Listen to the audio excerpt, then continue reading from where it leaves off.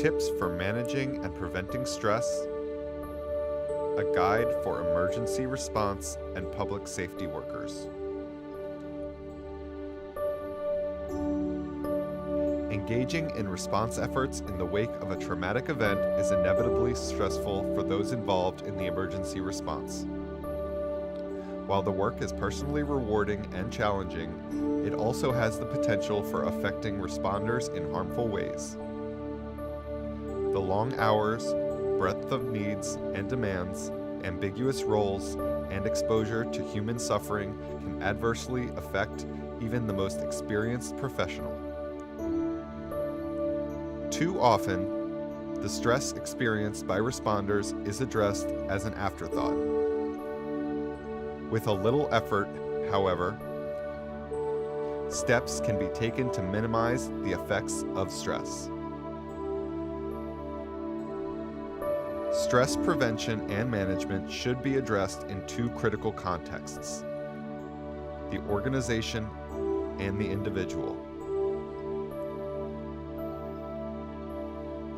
Adopting a preventive perspective allows both workers and organizations to anticipate stressors and shape responses rather than simply reacting to a crisis when it occurs. Suggestions for organizational and individual stress prevention and management approaches are presented below.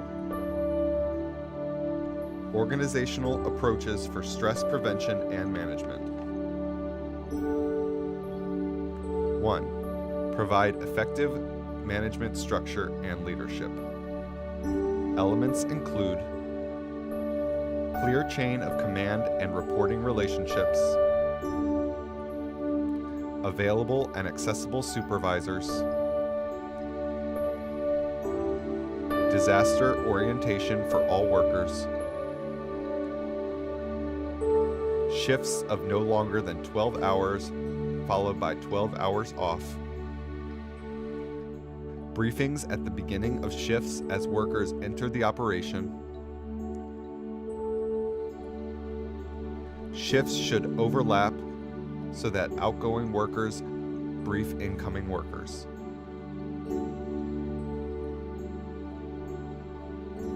Necessary supplies, ergo paper, forms, pens, educational materials. Communication tools, ergo mobile phones, radios. 2. Define a clear purpose and goals. 3. Define clear intervention goals and strategies appropriate to the assignment setting. 4. Define roles by function. 5. Orient and train staff with written role descriptions for each assignment setting. When a setting is under the jurisdiction of another agency, inform workers of each agency's role, contact people, and expectations.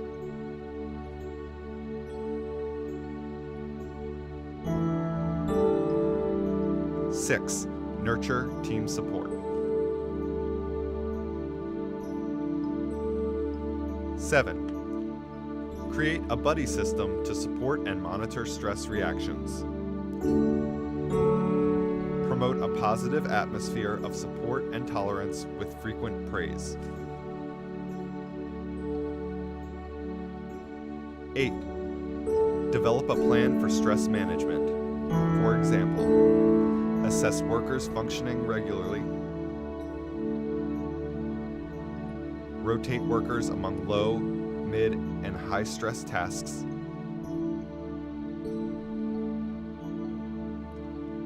Encourage breaks and time away from assignment. Educate about signs and symptoms of worker stress and coping strategies. Provide individual and group diffusing and debriefing. Develop an exit plan for workers leaving the operation, including a debriefing, re-entry information, opportunity to critique, and formal recognition for service.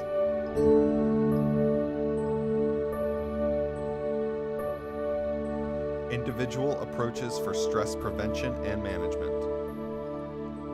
1. Manage workload. Set priority levels for tasks with a realistic work plan. Delegate existing workloads so workers are not attempting disaster response in addition to their usual jobs. 2. Balance lifestyle. Get physical exercise and stretch muscles when possible. Eat nutritiously and avoid excessive junk food, caffeine, alcohol, or tobacco. Get adequate sleep and rest, especially on longer assignments. Maintain contact and connection with primary social supports. 3. Apply stress reduction techniques. Reduce physical tension by activities such as taking deep breaths, meditating, and walking mindfully. Use time off for exercise, reading, listening to music, taking a bath, talking to family, or getting a special meal. Talk about emotions and reactions with coworkers during appropriate times. 4. Practice self-awareness. Learn to recognize and heed early warning signs for stress reactions. Accept that you may need help to assess problematic stress reactions. Avoid overly identifying with survivors' and victims' grief and trauma, which may interfere with discussing painful material. Understand differences between professional helping relationships and friendships. Examine personal prejudices and cultural stereotypes. Be mindful that vicarious traumatization or compassion fatigue may develop. Recognize when a personal disaster experience or loss interferes with effectiveness. Normal reactions to a traumatic event. No one who responds to a mass casualty event is untouched by it. Profound sadness, grief, and anger are normal reactions to an abnormal event. You may not want to leave the scene until the work is finished. You likely will try to override stress and fatigue with dedication and commitment. You may deny the need for rest and recovery time. Signs that you may need stress management assistance. Disorientation or confusion and difficulty communicating thoughts. Difficulty remembering instructions. Difficulty maintaining balance. Becoming easily frustrated and being uncharacteristically argumentative. Inability to engage in problem solving and difficulty making decisions. Unnecessary risk-taking. Tremors, headaches, and nausea, tunnel vision and muffled hearing, colds, or flu-like symptoms. Limited attention span and difficulty concentrating.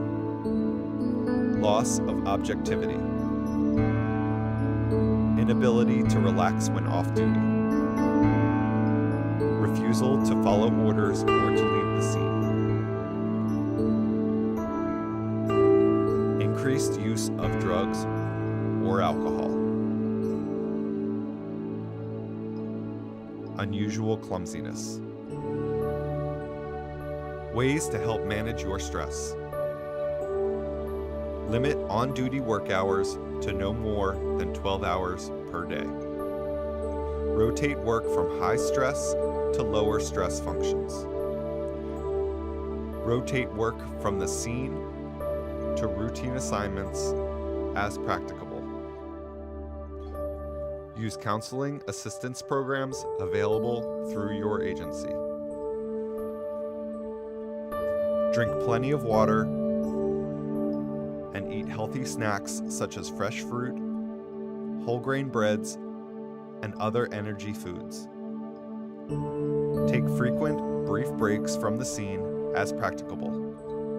Talk about your emotions to process what you have seen and done. Stay in touch with your family and friends. Participate in memorials and rituals, and use of symbols as a way to express feelings. Pair up with another responder so that you may monitor one another's stress.